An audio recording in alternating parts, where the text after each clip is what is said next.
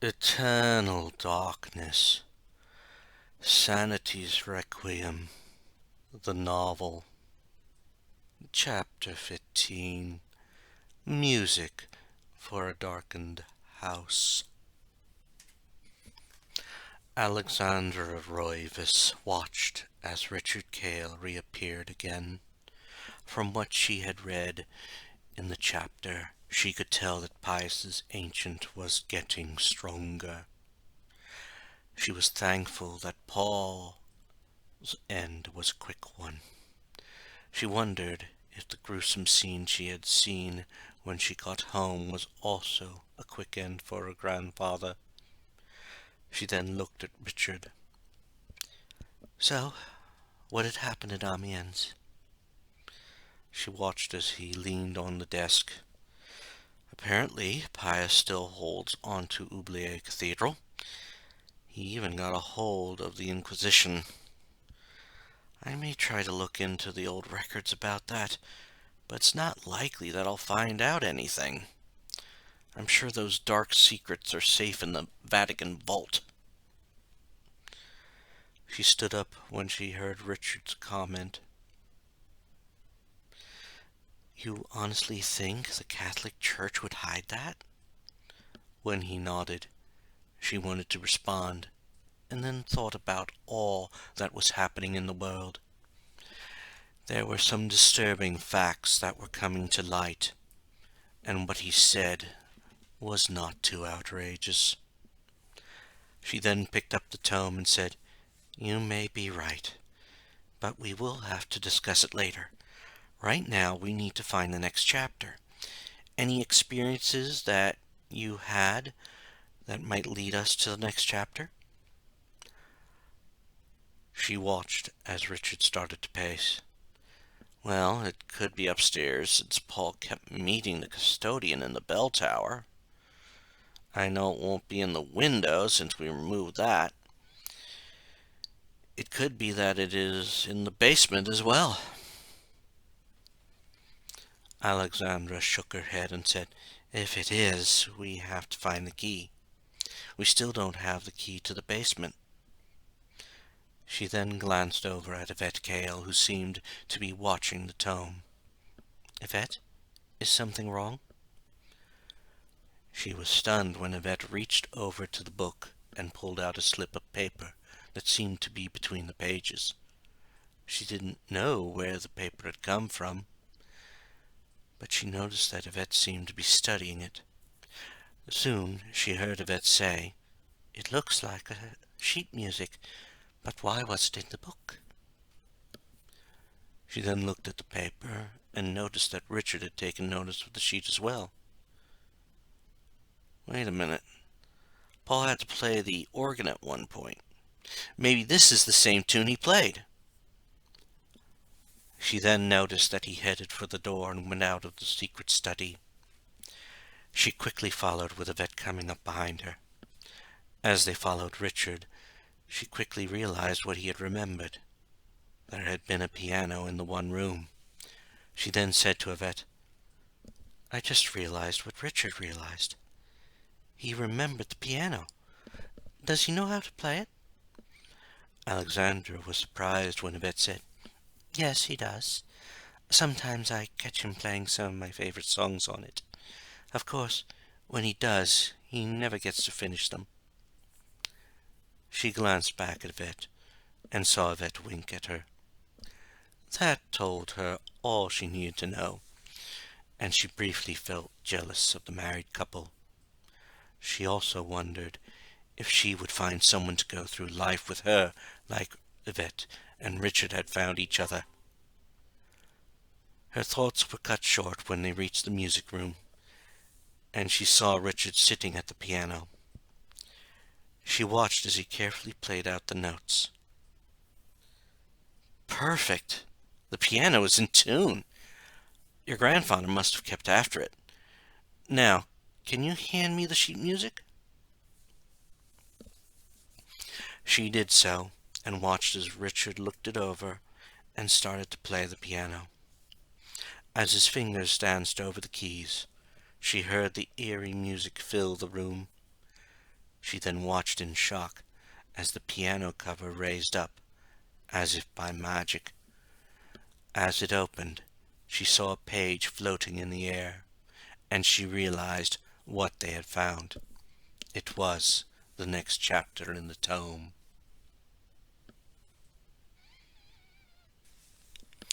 Yvette Kale was surprised when the piano opened, but she wasn't sure why. After all the encounters she had had since they found the Tome of Eternal Darkness, this shouldn't be surprising. As they all looked at the sight, she wondered if it was something about the music that caused this to happen. Without taking her eyes off the floating page, she said, "Richard, did something like this happen in Paul's time?" She heard her husband stop playing the piano. Yes. When he played the organ in Oubliette Cathedral, a cabinet opened, revealing a circle of power. She started to wonder if the music had some magic link to it. If that was the case, she felt they shouldn't play the music again. She then watched as Alexander reached for the page. "Well, if the music opened the piano, maybe we should also check the windows and doors before we head back to the room. You did say that there were creatures out there." Yvette was about to respond to the statement, but she was startled that when the second Alexandra touched the page, the world changed around her. She was having another vision, and this one took her to the middle of a desert. However, what she saw had scared her. In front of her were two foreign soldiers, standing behind a kneeling man. The most frightening part of the scene was standing with his back to them, Pius Augustus. She could see him for what he was, and she realized the kneeling man could as well.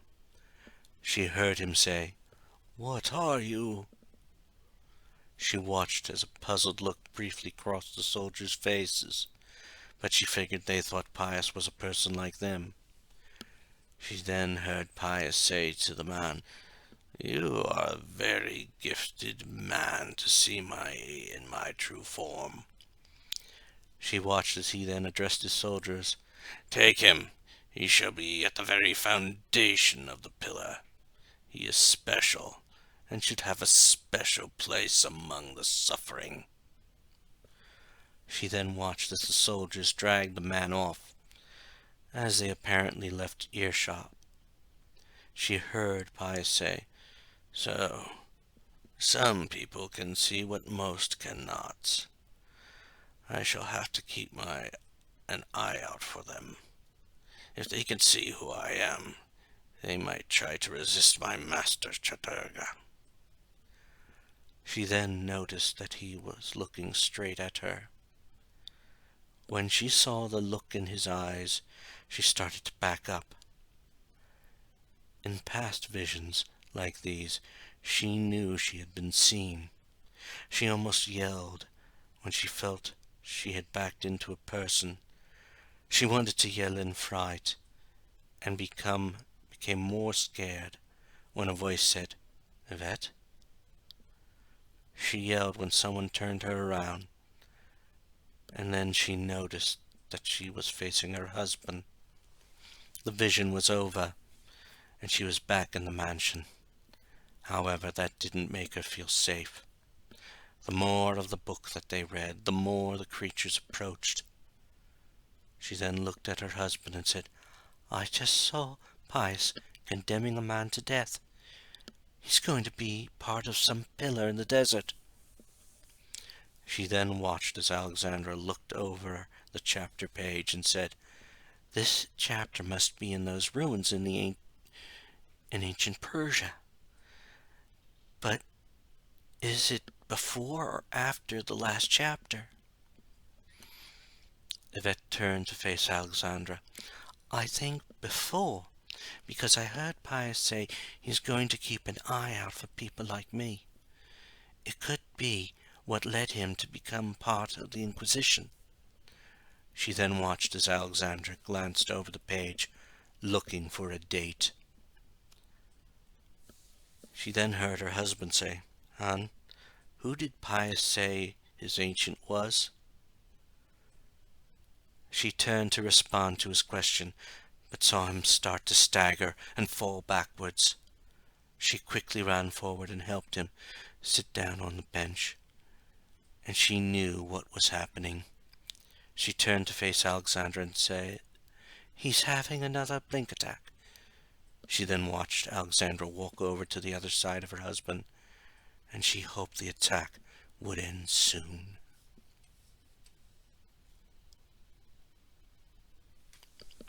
Richard Cale sat down with the aid of his wife. He couldn't believe how fast this blink attack had happened.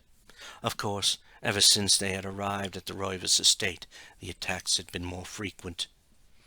He stayed sitting for a moment and then asked the question he asked before. "Hon, who is Pius's ancient?" He watched as his wife closed her eyes. He knew the answer might not be the one he expected.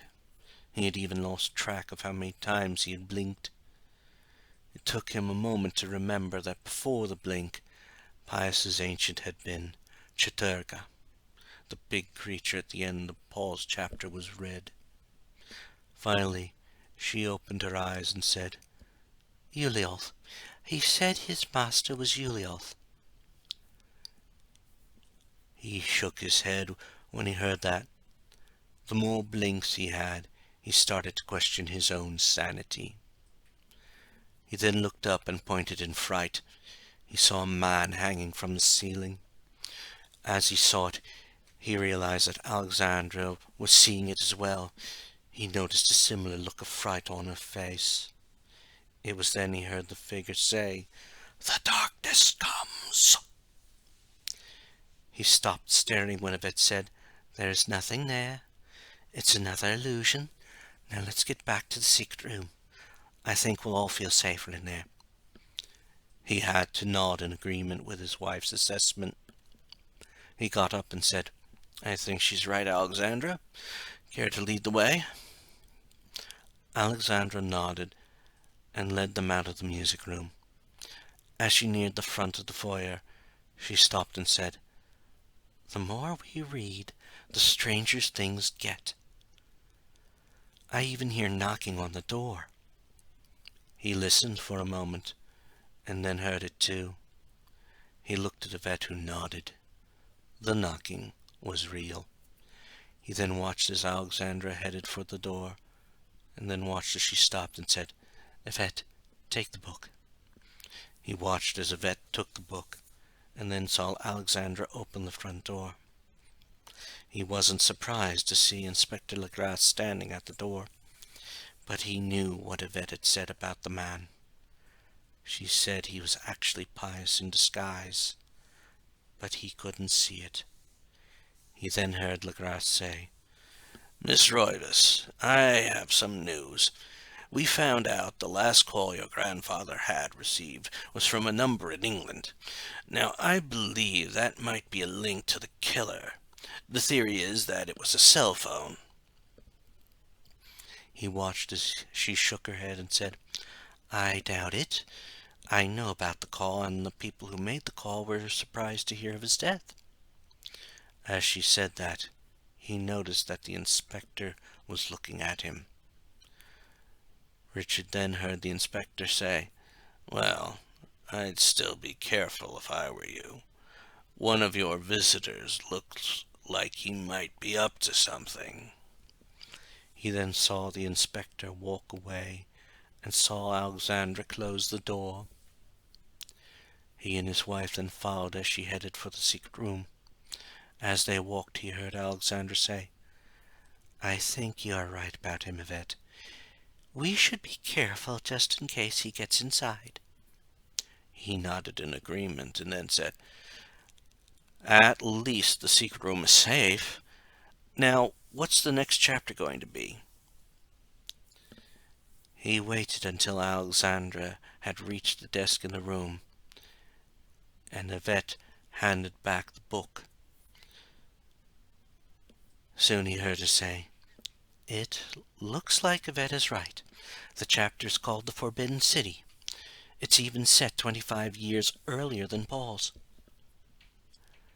Richard then heard his wife say, That would be 1460 A.D. That might even be before the Inquisition's reign of terror. My God, what if the Inquisition was his way of getting people for this pillar I heard him mention? He thought about it. Maybe it was one of them.